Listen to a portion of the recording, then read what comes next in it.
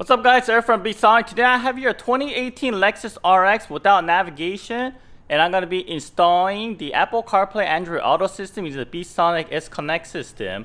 So let's get started. Alright, now that we're in the car, first we're going to start off by removing some of the panel pieces to get behind the radio and also the top monitor and also behind the glove compartment. The first panel piece I want to remove is this over here that extends out to here.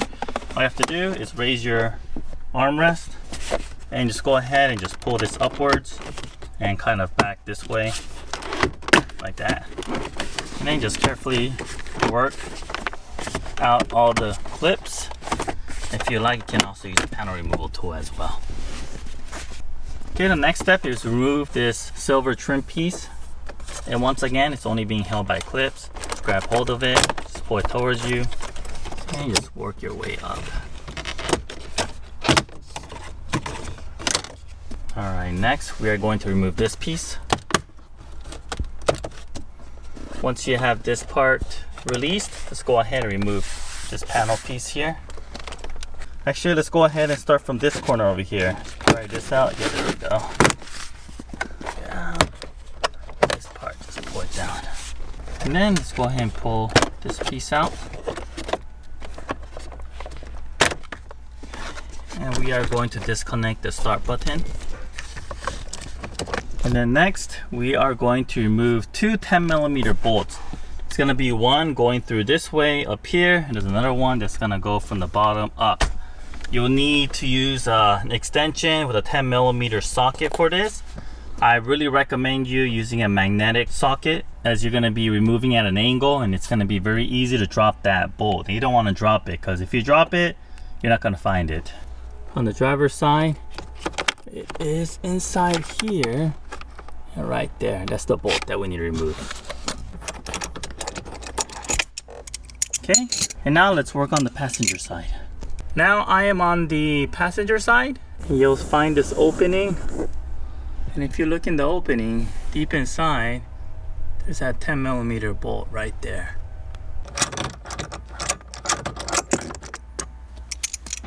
Alright, now that those two bolts are out, one on the right side, one on the left side, the center radio piece is ready to come out. Before we do so, let me remove the shift knob just so it gives a little bit more room. Alright, so to remove the shift knob, just push down the shift boot and then turn this counterclockwise. Alright, then lay some thick towels like this, and then I'm going to pull this out. I'm going to have to use two hands for this. And just to know, once you pull this out, there's going to be a connector for the clock. Just remove it, and then you'll be able to pull it out even more. Alright, the radio's out. This connector's disconnected. It was here before. This is how much more room it gives me by pulling this out. And now I can access these connectors behind the radio. Alright, so let's go ahead and continue on by removing the top screen. Okay, so to remove the top screen, all we're gonna do is use a panel removal tool to remove the panel down here and also up here. So we're gonna just place the panel removal tool between these little crevices here, and then just pry it up slowly. Okay, actually the best area to pry out from is from this area over here. So grab this corner, put it in, and just pry it out like that. And then you'll be able to release some clips, and from here, just use your fingers and just work your way over to the other clips. Okay. And then for the rear one, now that we could put our whole thumb under here, we're just gonna pull it up. Alright. And then you'll notice that there's gonna be some bolts behind here. 1, 2, and 3.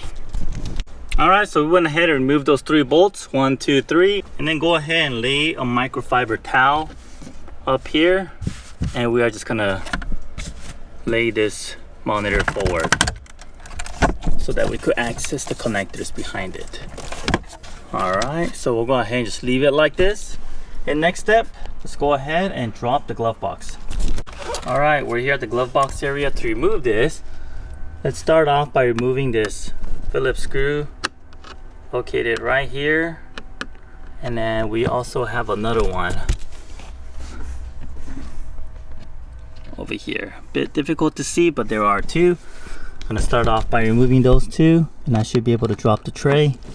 So after we remove those two Phillips screw, all we have to do is push these tabs on these two, and then you're able to drop it. But unfortunately, this kick panel here is holding it, so let's go ahead and remove the kick panel. To do so, let's reach your hand over here, and you'll find there's a little plastic piece over here that's holding the screw in on the other side. This is what's holding the kick panel in. Just unscrew with your hand, remove it, and your kick panel becomes loose like this. And looks like to remove the kick panel, we also need to remove this door sill. So I'm gonna remove the door sill. You can do so just by placing my hand under here, pulling up. You may need the assistance of a panel removal tool. Let me go ahead and do this now. Alright, so we went ahead and removed the kick panel by removing the door sill first, and then that comes off. And after that, we can easily remove this tray here, and it's a footwell lighting that's connected to it. So let's disconnect that. Alright, disconnected it, so we'll put this aside. Alright, the next step, let's go ahead and remove this panel piece over here. Use a panel removal tool, or I just stuck my finger in here and just pressed it outwards. Make sure work your way up. Okay, and next, let's remove these two 10mm bolts. We have one here, and we have another one right there.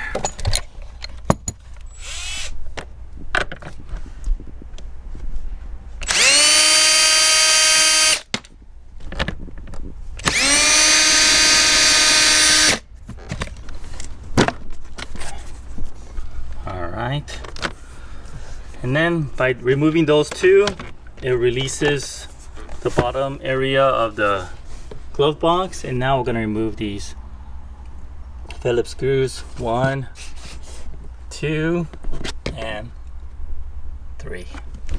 Okay, once those 3 screws are out, the glove box should be ready to drop.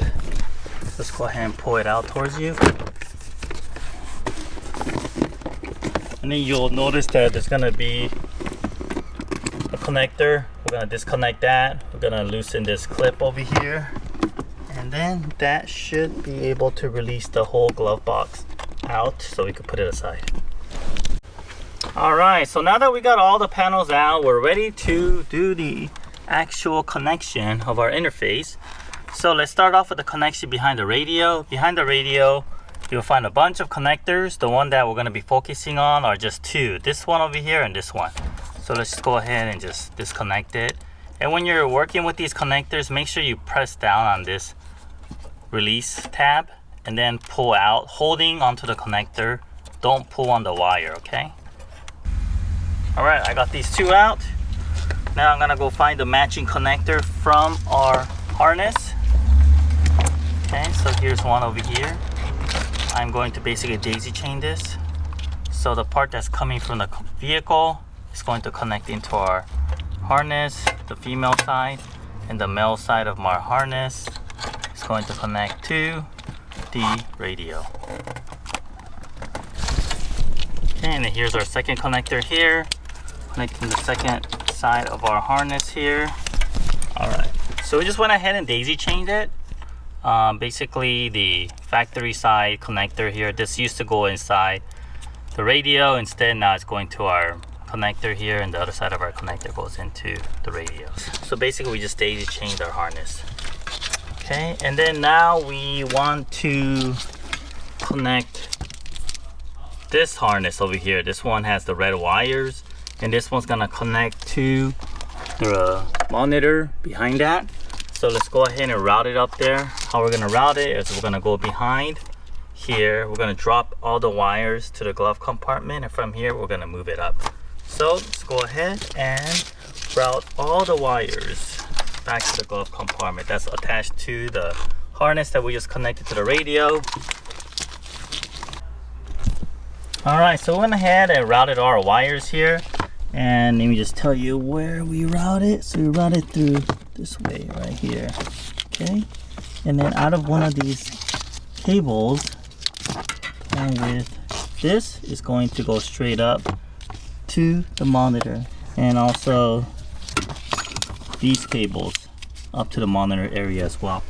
And if you guys noticed, my wires are all loomed up. I went ahead and cleaned up the wires beforehand, so that's one of the suggestions for you guys as well. Before you do the install, suggest you loom up the wires or organize them so things won't get tangled up during the installation process. Alright, so we went ahead and successfully routed the wires up here. So as you can see, it's coming from this small area right here. And let me show you how it looks from the bottom.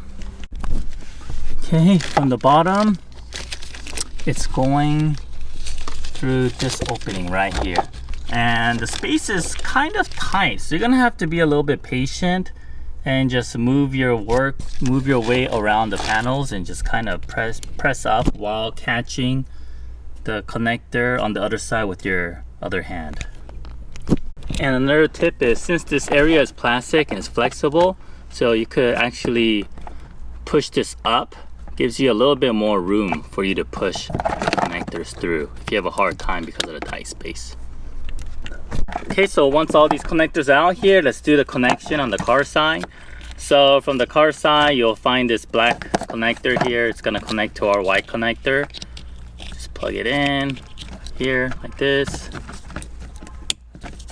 And then the blue connector from the car side is going to connect to our female blue connector as well.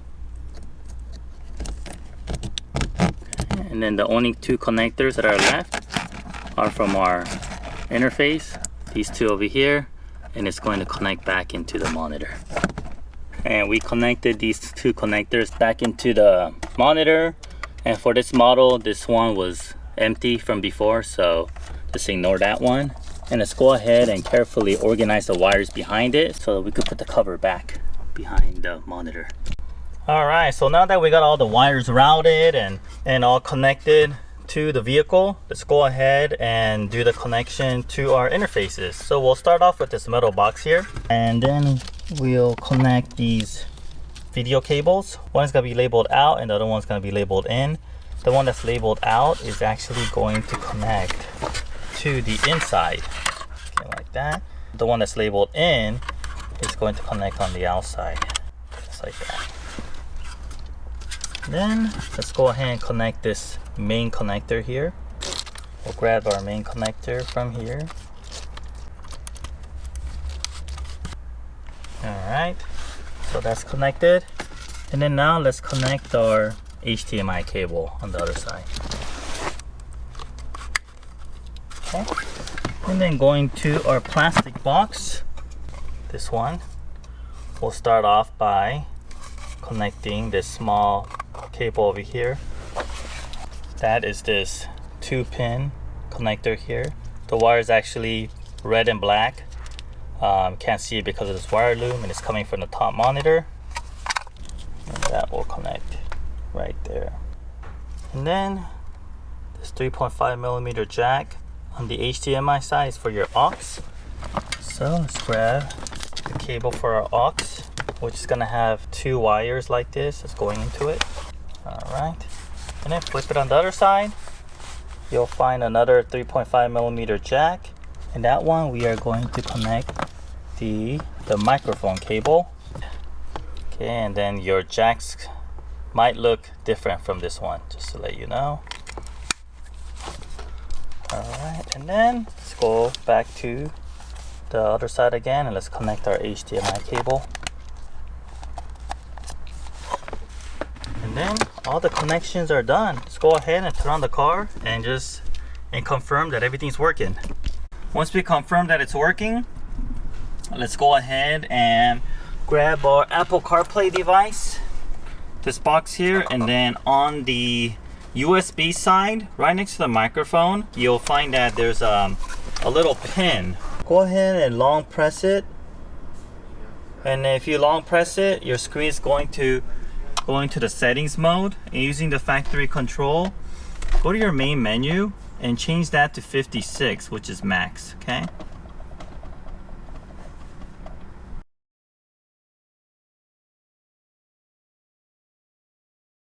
Alright, and then once you change that, go ahead and press the back menu. And then another thing we want to change is go to your phone, go to accessibility, and then go to call audio routing, and you want to change that to Bluetooth headset. For iOS 13, the settings going to be different. You have to go accessibility, and I believe it was touch. In a Bluetooth headset, if you can't find it, you could just use the search function in the settings. So we went ahead and tested the unit and everything seems like it's working as it should. So let's go ahead and mount our devices and where we are gonna mount. So this interface over here, went ahead and pulled this panel off. This little clip over here, just pull on it and it'll come off like this. So after you pull it, there's a lot of room under here, as you can see. So we're gonna place it inside this big area, and we're gonna use some double-sided tape and tape it along this plastic part over here. I believe this is a part of the vent. I'm gonna tape that to this interface, and then this CarPlay box here, we are going to double-sided tape it and mount it right here. Okay. And just to let you know, depending on your trim of your vehicle, it might vary the space that you have. So you might have to be a little bit creative in finding a good place to mount it. But for this situation, that seems to be the best. Okay, so let me mount these two devices and then do a reverse order of everything I just did. And then that will conclude our installation side, and then I'll proceed with the demonstration. We just finished installing this Apple CarPlay Android Auto system for the Lexus non-nav models. This specifically is a 2018 Lexus RX without navigation. The same kit is also compatible with select 2014 all the way to 2019 Lexus models without navigation. So let me give you a quick demonstration how all this works. So right now we have this USB cable here that's coming out. This is connected to our interface. We routed to the glove compartment because we didn't want to drill any holes, but if you want, you can actually route it to your armrest over here, but it will require to drill a hole. And we have a conveniently connected our standard USB to lightning cable, which is connected to our phone right now. Okay, so once you plug it on your phone like this, you can just go ahead and lock it. And then if you long press the menu button on your control pad, it will take into your CarPlay mode like this. So you're going to be able to control this CarPlay menu using the factory joystick. And then so for example, let's see, let's listen to some music on Pandora. Okay, and the factory volume control knob will continue to work. Although you do not see the volume level, it is actually changing. You could either use this or you could use the volume control on the steering wheel control as well. And then the back button also will continue to work on your control knob as well. Okay. And then the menu button was to go into the CarPlay mode. You can also press it one more time to go back to your native screen. Okay, just like this. And then you press it one more time and it'll take you into your CarPlay mode. And if you press the audio button, it will summon Siri. Hey Siri, what's the weather right now? It appears to be clear right now in La Mirada. And when you get a phone call, you can also receive by using your steering wheel control as well. Receive and hang up. Okay, another function on this kit is that there's a steering wheel control for seek as well. So right next to the volume buttons, you have these factory seek buttons. The up arrow will take your song to the next song, and then the bottom button will take you back to the previous song. Next song and previous song. Alright, and then what's cool about the new iOS 13 is there's a split screen like this. It'll show you the map. You can see the map, you can see what's playing, what song's playing, and you can also have another window which shows you some other details as well. Okay, and depending on what application you have downloaded on your phone, it will show up on this screen as well. All right, let me also show you a little bit of the Android Auto as well. So I'm gonna unplug my iPhone and connect my Samsung S9 Plus. I have to go through some notifications on the phone.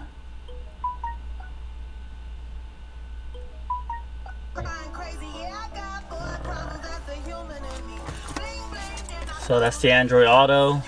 This is the new Android Auto 10. So the menu does look much different, as you can see here. It's a lot new functions.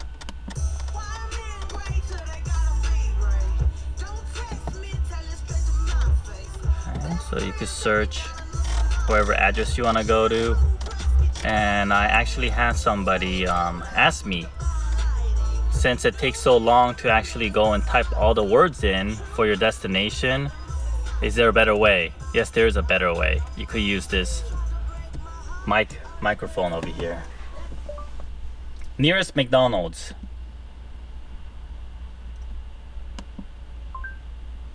Okay, handing off to Waze.